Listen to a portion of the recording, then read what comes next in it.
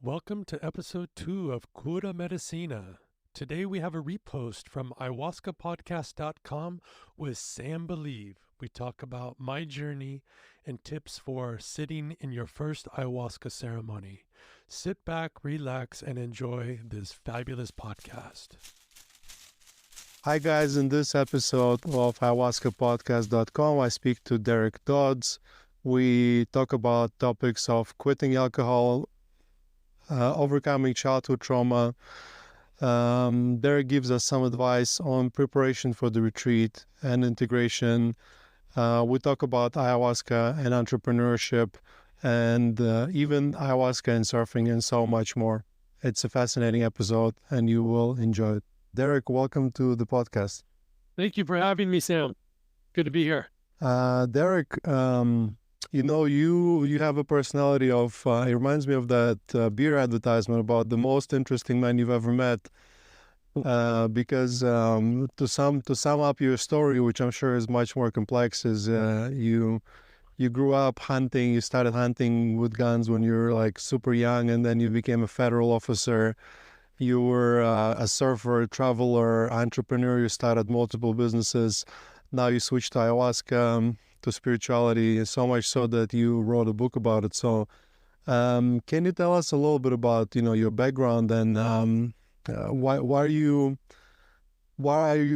makes you this way? What are you seeking, Derek? That's a great question. I've always been seeking truth since I was very young. And I feel like there's been this fire inside of me that I never quite understood.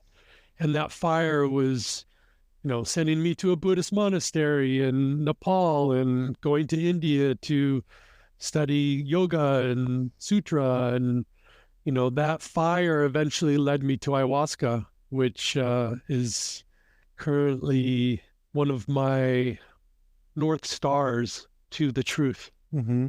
When did you start working with ayahuasca?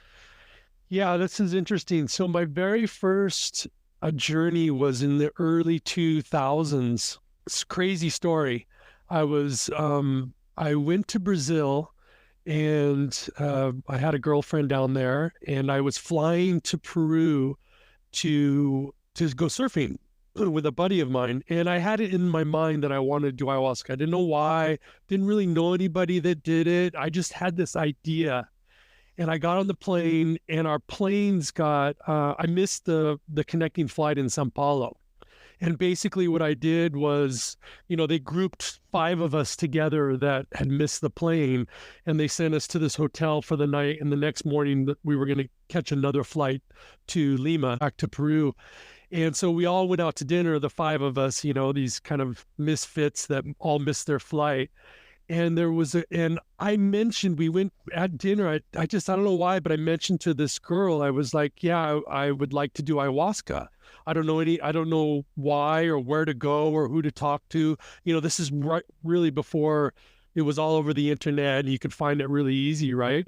She's like, well, I've been working with the tribes in Peru for 13 years.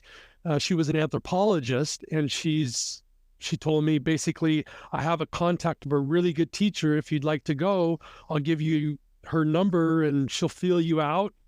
If she feels it, you'll go. And I called her up and she said, yeah, come over. And I had a solo journey with this great teacher. But, I don't think I was ready. It was a profound experience, but I didn't follow the thread. I felt like basically what Aya told me in those moments was not yet. And so then I spent another 10 years without her, and came back to her recently when my mom died, and kind of led me back to Aya. So when your mom died and you came back to ayahuasca already for the healing side of it, how did it go? Did it help or not? Oh, totally. Yeah. So my mom and I had a very complicated relationship my whole life. She left when I was 1. So you can imagine, what that does to a child, and never had a relationship with her. And then she died. And I quit my job the day she died. I was working for a nonprofit foundation here in Ohio, and like my whole life turned upside down. And I started doing therapy and reading all these books on childhood trauma and this and that, and that eventually led me to ayahuasca. So, and I was drinking a lot. I was drinking a lot of alcohol. I no longer drink alcohol, which was a huge change. I felt like alcohol was a way for me to numb the pain that I had inside of me. So that's been one of the biggest changes, was that changing that relationship and really just being with whatever emotions were coming up, as opposed to numbing them through some kind of substance. So yeah, that's kind of the way it went down. It's interesting that we're somewhat similar. I'm also changed my life from being an engineer to now running an ayahuasca retreat in this podcast, and also did my fair share of traveling and truth seeking. And I just realized we have another one in common, the mother wound or mother trauma, because when I was 3.5, my parents had this great idea to send me to another country, to another continent, to my grandmother. And I think there was this abandonment/betrayal situation, which I'm sort of working through, and ayahuasca helped a lot. But I'm thinking maybe we are so driven because we're constantly looking for something, and maybe that has some kind of roots in that trauma. You talked about overcoming alcohol addiction, and ayahuasca being a helpful aspect in that. We do have a lot of people that come to the retreat that experience that sometimes as a side effect, meaning they come for something else and then all of a sudden they realize they're not drinking anymore. What do you think happens there? What are your guesses on the mechanism of that? So tricky, this one, because I meet some people that drink ayahuasca once and then they never drink again, and other people who I know, friends of mine, who sit a lot. They sit a couple times a year and they still drink, right? They still go back to drinking. So, and I did that for the first year. I sat in the last 2.5 years, I've sat over 100 times. And I would say the first 36, I would come back after an ayahuasca retreat and crack a bottle of wine. I was right back in. So, everyone has their particular, way that they need to relate and work through whatever it is they're working on. For me, it's a lifetime of work and search and but I have to say that it wasn't until my mom died that I really started to look at my trauma. Before that I was really into spirituality, but I was like, oh, I don't need to look at my trauma. There's no trauma there. I was just, what do they call it? Spiritual bypassing, right? Like the one thing that I really needed to look at most in my life, I never looked at. And, of course, the beautiful thing about is it doesn't let you escape the shadows. It doesn't let you escape from the hidden places that you rather not go. In fact, she takes you there a lot. She takes you there pretty directly, and then I just realized in that journey that, and this is the other interesting thing that I think happens to people that are on this path, is their group of friends start to change, right? Because, if before, all my friends, we'd go out and like drink, like that was our thing. Well, I don't do that anymore. So if you're a friend of mine that still goes out and parties every couple of days or whatever, we're not hanging out anymore. But I am probably hanging out with somebody else that is, that is basically has chosen either not to do that or to hang out with me in a different way, right? So that's another big shift. Is it's not only the alcohol, but it's also who I'm relating to in my inner circle. And as we do this work with people in medicine, we tend to hang out with people that are in medicine. I mean, that's just the way it goes, right? They become our brothers and sisters, and so I feel very fortunate to, and it's hard sometimes, right? Because it's hard to let go of a friendship that you've had for 20 years. That's, maybe rooted in certain traumas, actually, that you were in that relationship because of the traumas. And then now you're further away from those traumas, let's say. Maybe you haven't, healed everything, but you do have some distance. And it's a grieving process to to lose those friends or to create distance with those friends. So that's a tough one, that not too many people talk about. But what I've seen in my life is my circle has really changed, circle around me. Yeah, when we get couples that come to ayahuasca retreats or people that are in a couple but they're not drinking together, I always warn them that couples who grow together or drink ayahuasca together, they stay together. So if you have a friend or a couple that they're not really working on themselves, slowly but gradually you sort of shift away and you float away, and one day, years later, you realize like, why am I even spending time with that person, when all of a sudden you can kind of see from a distance like how it used to be, and that's it's maybe a negative environment, or the person might be a little bit toxic, but you're no longer toxic or no longer willing to accept that toxicity. You mentioned that your healing journey with really began when you started accepting that something was wrong. I think that's an important part of it. Like before you start anything, you need to accept that something is wrong, and that's really hard because we create those stories for ourselves about how perfect we are, and yeah, some people hide behind that spirituality when they say, I did that many ceremonies, I did this kinds of medicines, and in reality they're not accepting to go deeper. So for me personally also was a difficult shift to accept that I need to change. So you talked a little bit about, obviously, this is one of the pitfalls, right? So what other pitfalls should people avoid, people that come to ayahuasca for the first time? Because you've written an entire book on the topic. Your book is called Ayahuasca Beginner's Guide, How to Prepare for the Ceremony. So can you talk a little bit about how to prepare, what to avoid, Yeah, sure. So I think one of the biggest things that I see is that people don't take dieta seriously, right? So I don't know how you set up your retreats, but all the teachers that I've worked with have been very, not strict, but, the protocols for dieta have been very clear, right? And the whole, as you know, the whole idea of a dieta is that you're preparing the vessel, so that the ayahuasca, when she enters, she doesn't have to fight so hard with the toxicities and, all of the things that people normally put in their body.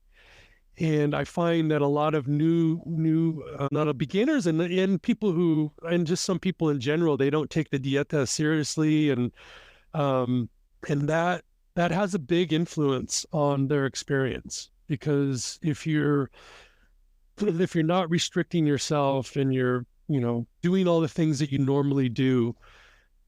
And that includes also taking time to yourself and being quiet and being in nature and, slowing down. But we are vessels of what we put into our mouth. So, and Aya knows that, she feels that when you show up, if you've done a good dieta, then she'll bless you with her, her beauty. But if you haven't, she'll tear you apart. So dieta is a big one for me. And then, doing a digital detox, like, the day or two before, getting off the internet, getting off social, being quiet, having clear intentions, thinking about your intentions. And then after is also a super important time, right? After is, I would say that give yourself also a 1 or 2 day buffer on the backside too, because you're raw. You're like, that's where a lot of magic actually happens in those couple days. And then integration is another. It's not a but I would say it's just as important to have an integration. So that's one of the biggest things that I see is not taking dieta seriously. And then not having the tools that I talk about in the book to help in those difficult moments, whether it's breath work or it's mantra or it's positive thinking. I give some examples of using love, where you're feeling dark energies. And so there are a lot of tools that we can bring into the ceremony to help us mitigate those difficult moments. And the other one that I have to say that I think is so, so, so important, if you sign up for a retreat and you have a difficult first night and it's either a 2 or a 3-day retreat, do not leave. Like I see a lot of people, they get freaked out and they leave after the first day. You don't have that problem probably in the jungle because they've come there. But, a lot of people in the urban environment, they drive and they're there for the weekend. And, and I see people leave after one night, I'm like, oh, it's too bad because so much happens, especially if you sit a first time. So much happens that first night. One of my teachers, Natasha, she calls it the washer and the dryer. The first night is the washer, right? And the second night is the dryer.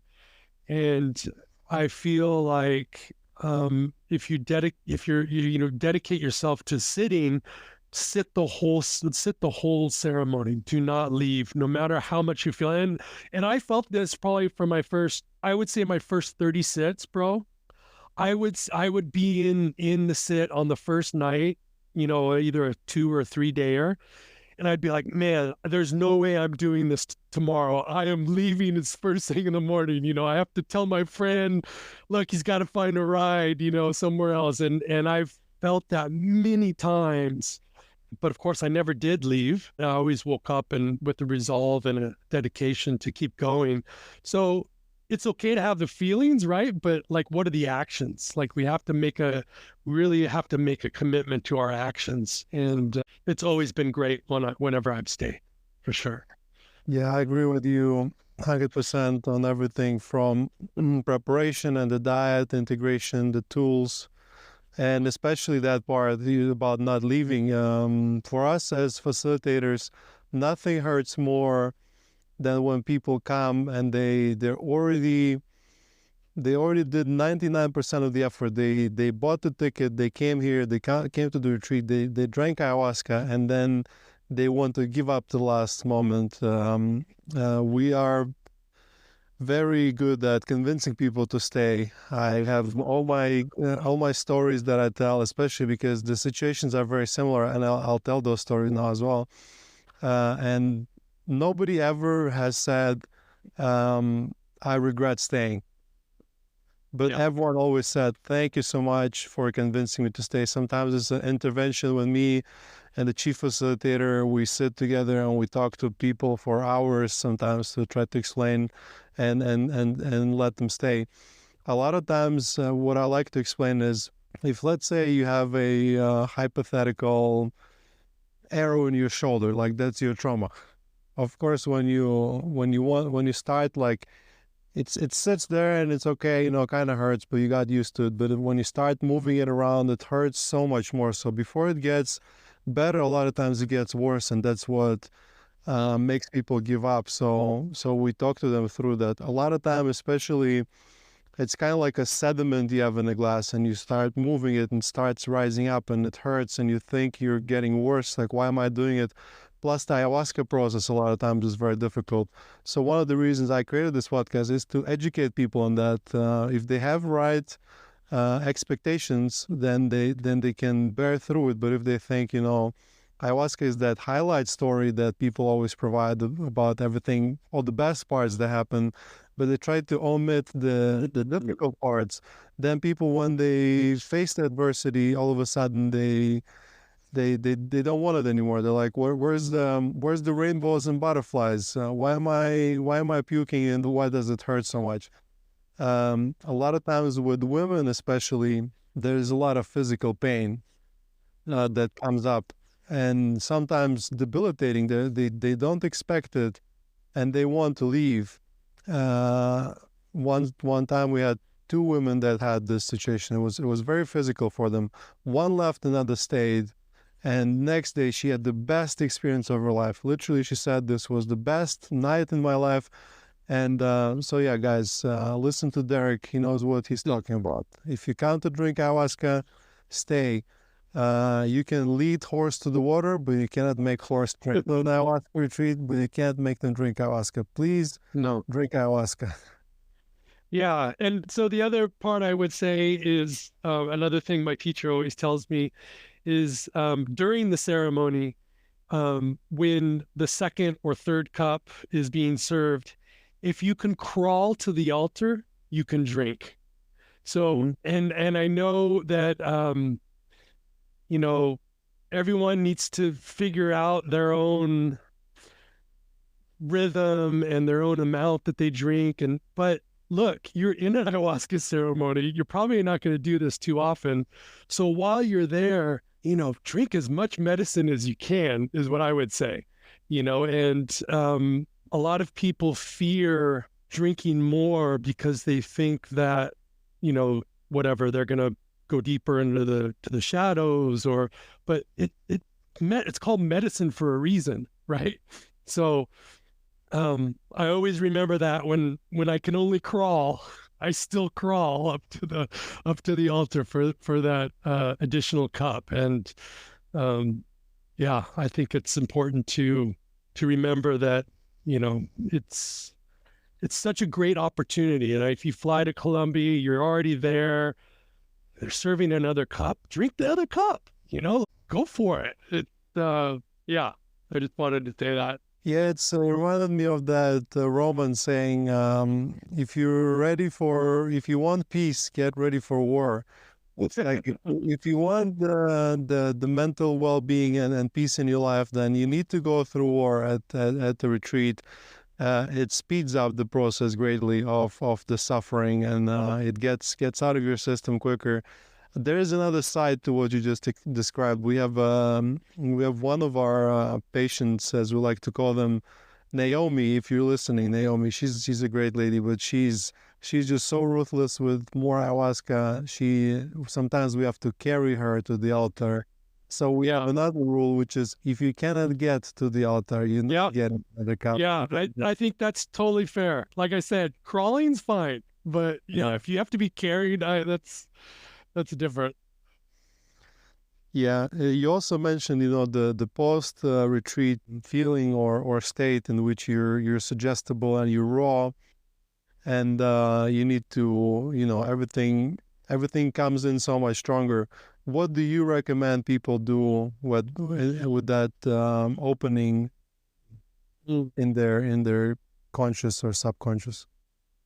Well, listen to the music, listen to ceremony music, which is after ceremony is great, right? Get a hold of a playlist of Ikuros, and if the teacher that you sit with has a list from the actual ceremony. One of my teachers, she released her lists post ceremony, which is such a beautiful way to anchor yourself back into ceremony while you're outside of ceremony, right? So I love that. If you play music, you'll find a sensitivity to your playing that isn't normally there. If you sing.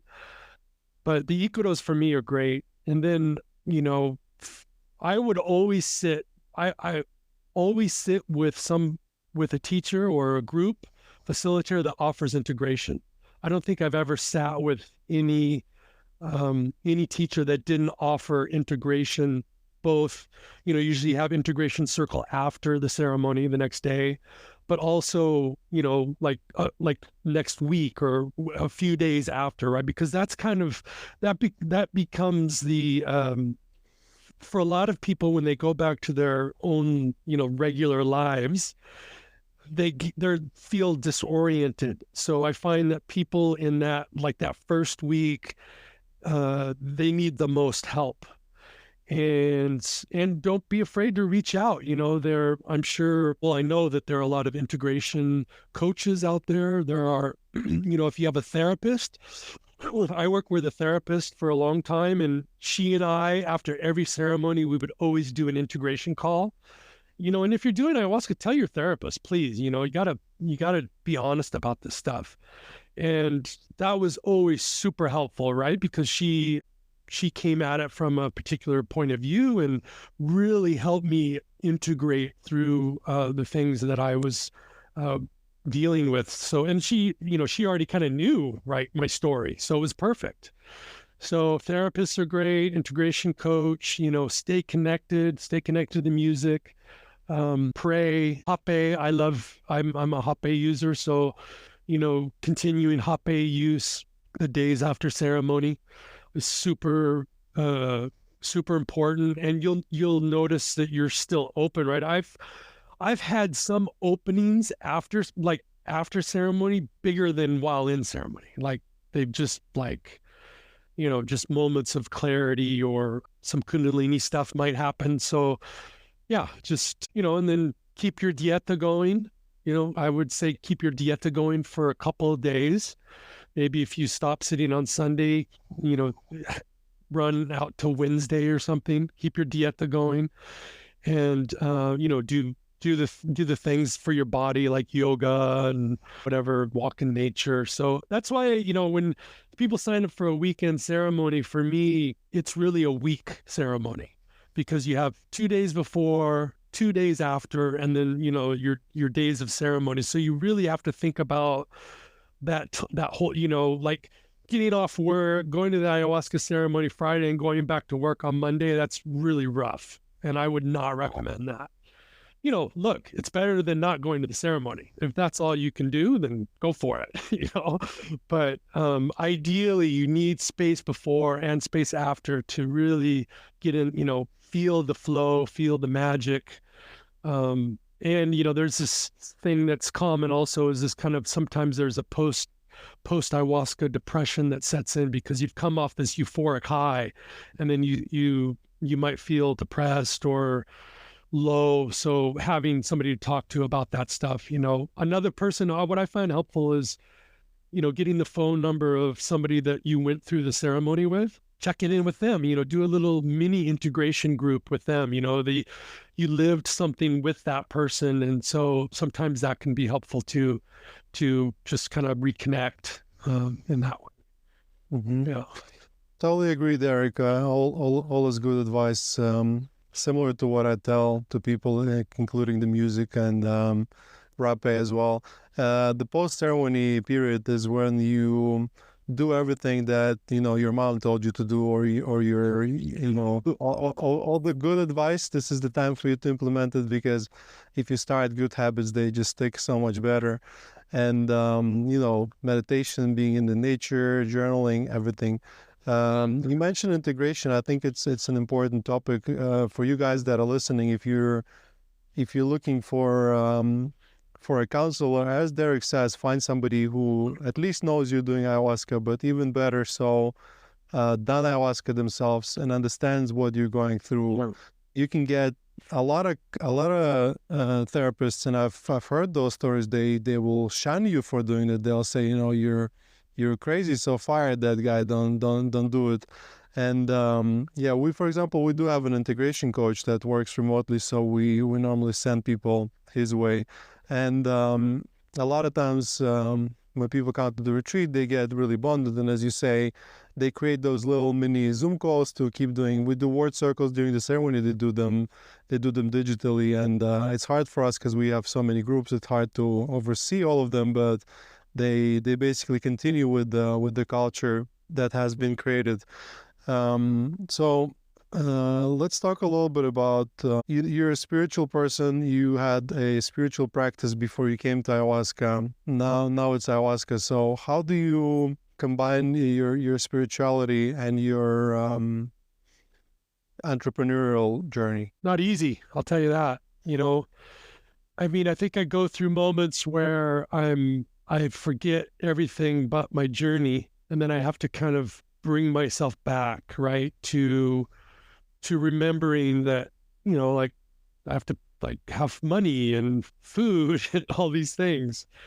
And so that's been a real challenge for me, is balancing the two, especially if I just went to the jungle. I went to the Amazon, and I was there a couple of weeks with the tribe, and I came back, and it was really disoriented, right? It was like I was just looking around, looking around my house going, what is all this stuff, I just felt so overwhelmed by my life, after being in the jungle with just a backpack. And, um, so that hasn't been a real easy journey for me. And it's something I'm still dealing with, and part of me is like, well, maybe I combine the two, right? But I don't know that that's the answer either. Like you've done that, right? You've combined it. You've started this retreat, which is beautiful, but I don't know if that's the answer. I think the two lives can live side by side. Now, of course, there has to be an alignment. Like, I'm a longtime vegetarian, for example, so I couldn't like be a butcher and then be, have a butcher shop and then be a vegetarian, right? So like there has to be some alignment, some coherence between what you're doing and the things you're either learning or studying or feeling. So that's probably the more important thing, is there's that coherence. And there are other ways that we can contribute. And this is why I wrote the book. I didn't write the book because I wanted to, I'd sell it and, push it into the market. I wanted to give back to people that are in this space, which I see a lot, that are kind of in this in-between zone. They feel called a little bit, but they're not quite sure. They don't, they just haven't got over a certain hurdle in themselves to go and actually sit. And so I wanted to give them an intellectual feeling that they could have the tools and be prepared to get over that initial fear and sign up. That was the original reason I did it. And the other part, and the reason I use ceremony in the title, is that it is a ceremony. Like our society has lost the feeling of what a ceremony is, right? We think ceremonies like Christmas, and well, it is for some people, but this is like, ayahuasca is a moment to connect with the divine. It's a moment to really connect with the sacred spirit, the sacred heart, the sacred energy, the cosmic bliss that is available. And that can show up in a lot of different ways, and it shows up for people differently all the time. But it really is a ceremony, right? It's a moment that you put aside a part of your life and you say, okay, I'm doing this thing, and it's really important. You're not just going to an event, you're not just like going to drink ayahuasca, and it's like, that's why I love it so much. I really feel like the ceremonial aspect of ayahuasca is very important. And it's a moment to honor yourself and to honor the things, the mysterious aspects of life that we want to know, that we want to feel, that we want to really get closer to. And so, yeah, that's the way I've approached it. Yeah, in our effort as a society to sort of simplify things and also unfortunately so commercialize things, the ceremony was removed. It was one of the first things to be lost, and I'm afraid something similar can happen to ayahuasca. The desire to sort of put it in the pill and just take it and not have the ceremony. But we need ceremony as humans. We grew up as species. Sitting up around the fire, and it's a ceremony in itself. What you talk about, I really vibe with, the how difficult it is to combine entrepreneurship and spiritual work, because it's kind of like they're very opposite energies. It's like when you create a business and you need to pay money comes in, money comes out, and you're building something, and the stress, and it's like the opposite of it is the ceremony. You calm down, you relax, you don't think about money. It's if you ever try talking to ayahuasca about money, which I tried a couple times when money was a problem, it just told me, don't worry about it.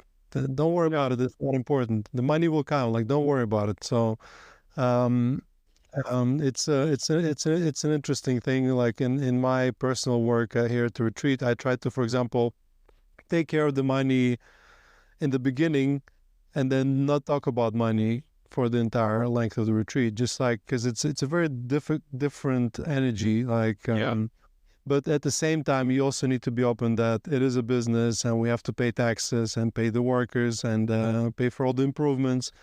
And yeah, it's a difficult balance. But I personally, for myself, I've decided I drink ayahuasca once a month, and it helped me immensely when I get, in a burnout state territory. I just go back, drink ayahuasca. It puts me back on my way. And I've also had help from ayahuasca, because it was from ayahuasca itself that I got the message that I need to work with the medicine, which led me to finding a retreat. So in your own experience with working with plant medicines, did you notice it being a help, or maybe get some ideas or some specific push to guide your business or your businesses in a specific direction? Yeah, all of the above. For me, it really released creativity. And so I painted a lot as a kid. And so that came back. But also the creativity for business, right? So interesting how, like, first it came back through painting and drawing, and then it kind of worked its way into the entrepreneurial side of my life, and like was redesigning stuff. And so for sure it has helped me in that aspect. And it's also helped me, this has been more recent after the jungle. I've been more focused. Like for a long time, I felt like I was a little bit in this ayahuasca haze, where I was only interested in that, and wasn't really caring for my businesses in a way that I needed to. I needed to show up.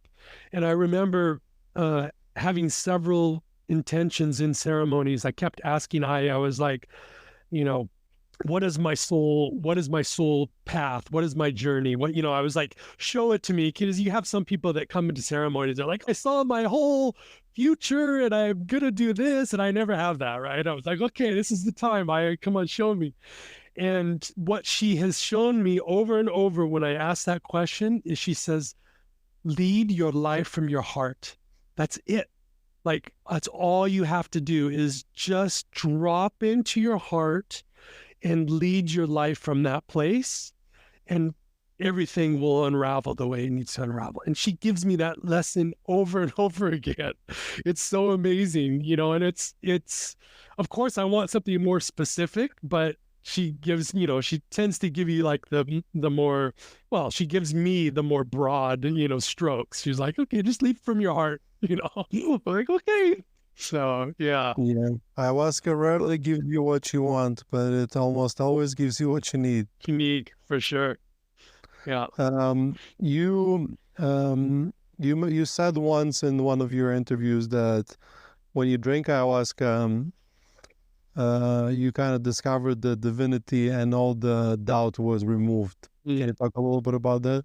Yeah.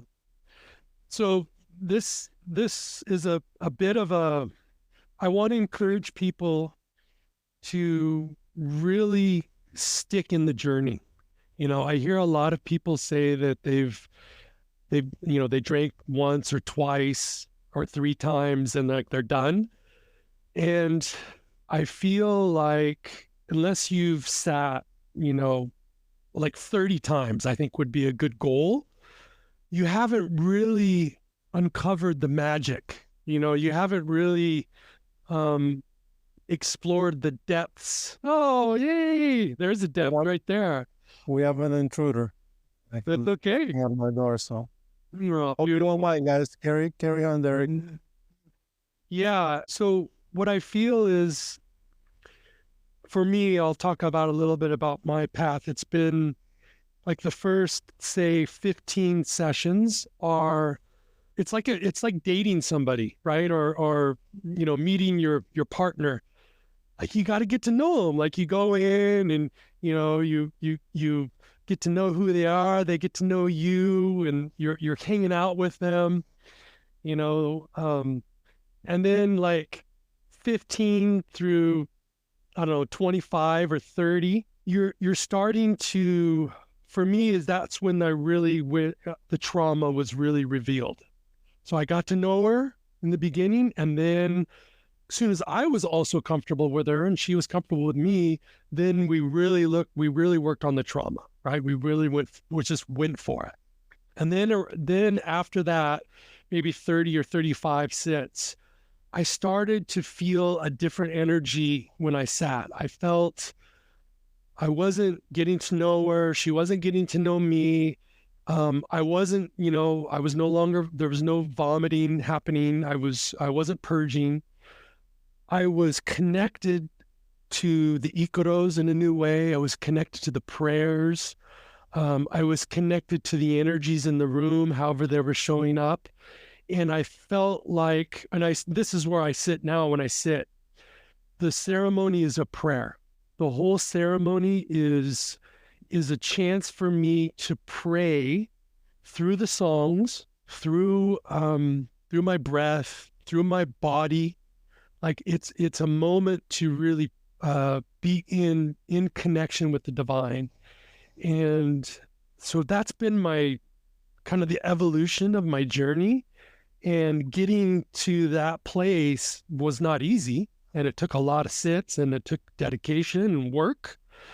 But I've never felt more connected to something mystical and mysterious in my whole life. And, I've spent my whole life kind of searching or working in different modalities and different traditions. Worked for the Krishnamurti Foundation for 16 years. So I was like, in this spiritual organization for a long, long, long time. And ayahuasca brought me a connection that I never had in all that other work, a lot of it was very intellectual. So it brought something, it brought something into my heart and opened something that allowed me to connect in a new way that I never knew how to get to that place, right? I never imagined how to get to that place. And so, yeah. And I still don't know what it is, right? I still don't know. I don't understand it. I can feel it sometimes. And there are times I feel super disconnected. And this is where, like you said, when I'm starting to feel disconnected, I do a mushroom journey or I do a ayahuasca journey. I also sit once a month, which I think is a really good cadence. Once a month is a beautiful, beautiful way to stay connected, but also give enough room for integration, right? So you're not just stacking on top of each other. You're giving some room sometime every 2 months. So yeah, it's this dance, right? Where I'm getting close, then I feel disconnected, then I go back. And I'm actually doing this course right now with the podcaster, the Emerald. I don't know if you've heard the Emerald. If you haven't, you should really listen. It's an amazing podcast. And we're doing a year-long course on the mystic and being connected to the animate spirit. And so it's just fun to be in this space where we're talking about, ceremony and offering and devotion, right? These are all words that I was very allergic to for a long time. And so I'm starting to get to know that side of spirituality, which in the past I've always approached it with a very kind of intellectual mind, right? Yeah. Yeah. Yeah, that makes total sense. And yeah, I think describing your psychedelic experience or your psychedelic work is very difficult. Our language lacks words to describe it, and the journey and the way it goes up and down reminded me of waves. And I can't talk to you without mentioning waves, because you're mostly known for your surfing and for your businesses associated with surfing. The question that I had when I was preparing for this podcast is, when you think about nature and ayahuasca and Pachamama, mostly you imagine like a jungle or a mountain, but you spend most of your time in the sea, in the waves, surfing. You surf every day, um, and I don't really have that connection to the ocean. So how is that, and how does it tie into your spiritual journey? Yeah, I think the ocean saved my life. Like I told you a little bit about my childhood, and I've been surfing since I was like, I think 10 or something. I was brought up by my grandparents, actually, like you. And like the ocean, so the ocean has always been in my life. It's always been this anchor. And much like my journey with ayahuasca, my journey with the ocean has changed, right? My journey with surfing has changed.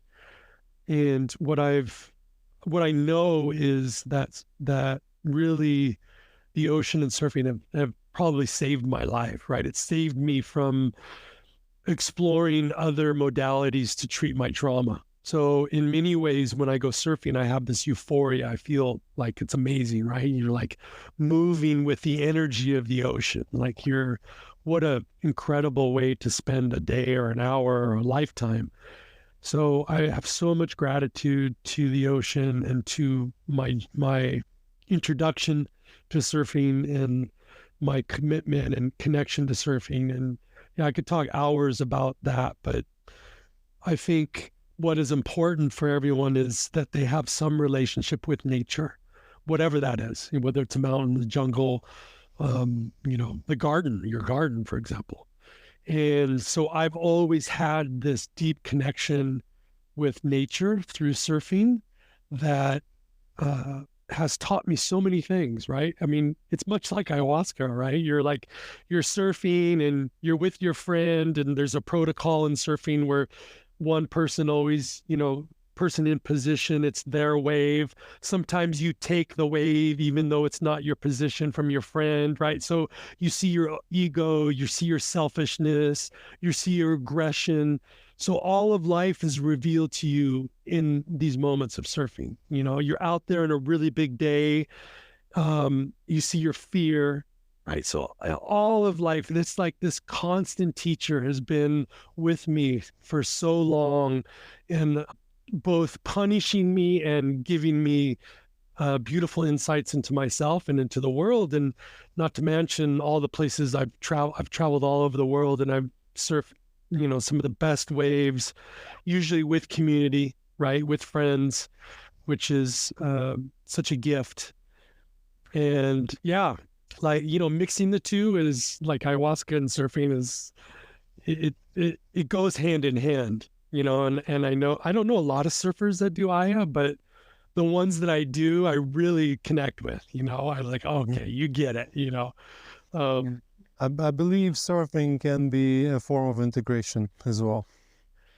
that's beautiful. I love that. You're right. Yeah. And sometimes I'll actually surf during ayahuasca weekend, because I sit here in Santa Barbara, and like I'll after Saturday, after the Friday night, I'll go surf and then go back for the Sunday night, and that's amazing. Like surfing in the between glow of Aya and the ceremony, I always felt, and I haven't seen this, I always felt like a surfing Aya retreat would be awesome, right? Even for people that don't surf, just getting into the ocean between ceremonies or after ceremony would be a beautiful, or in a river too. I mean, we did that in the Amazon. We got into the river, but the ocean has something different. Yeah, It's a great. Let's do it. maybe retreat number two. Yeah, yeah. If I open a second location, I would probably go to the beach. Yeah, there's good surfing in Colombia actually. There's actually really good surfing. Yeah. Okay. Let's throw it out there in the universe, and if it has to happen, it will happen. I love it. It was a fascinating conversation. I really liked. I enjoyed it. And I think we brought up some topics that can benefit our listeners who are sort of trying to navigate their path in this ayahuasca world. Derek, where can people find you, learn more about you, or find your Yeah. books, for example? Yeah. If you go to my website, which is my name, Derek Dodds, DODDS.com, then my Instagram page is there. And then I write about an article a month. So I wrote about my journey to the jungle, and there's a great article on Hape there if you're starting out with Hape. And I write about, some of my teachers, some of my guides like Ganesh or Hanuman, really connected to the Indian lineage. I also went to Egypt last year, and so I write a little bit about my connection to Ra and Osiris, and that could be another fun conversation. But yeah. Yeah, definitely, because on ayahuasca sometimes I see pyramids and a very Egyptian style theme. I don't know where it is yet to be explored. Guys, check out Derek's website. Check out his book. I'm sure it's a good summary for the beginners. And Derek, thank you so much for coming and sharing with us tonight. Guys, you've been listening to ayahuascapodcast.com. As always, with you, host Sam Believe, and I will see you in the next episode. Thank you, Sam. Appreciate the interview. Guys, I hope you enjoyed this episode. If you like our podcast and would like to support us and Psychedelic Revolution at large, please follow us and leave a like whenever you're listening to this podcast. Nothing in this podcast is medical advice. It's intended for educational purposes only. Thanks to Sam for the great podcast. I really enjoyed it. If you want to learn more about Sam's retreat in Colombia, go to ayahuascapodcast.com, where you can see other episodes that he's done, which are really good. I've listened to quite a few. And his retreat looks really interesting. It's in Colombia. I've sat with a Colombian shaman here in the LA area, which has been a fantastic experience. Shout out to Cesar. The Colombian traditions are, they're super powerful. They drink yahe, which is a different derivative of ayahuasca that's commonly found in the Peruvian tradition. But it's always a great ceremony, and it looks like he runs a fantastic retreat with, I think you can do a 4-day or even a 3-week retreat in Colombia. So check it out, ayahuascapodcast.com. Tell Sam I said hello, and if you end up going down to Colombia, please let me know, and I'd love to interview you. Hausch, hausch.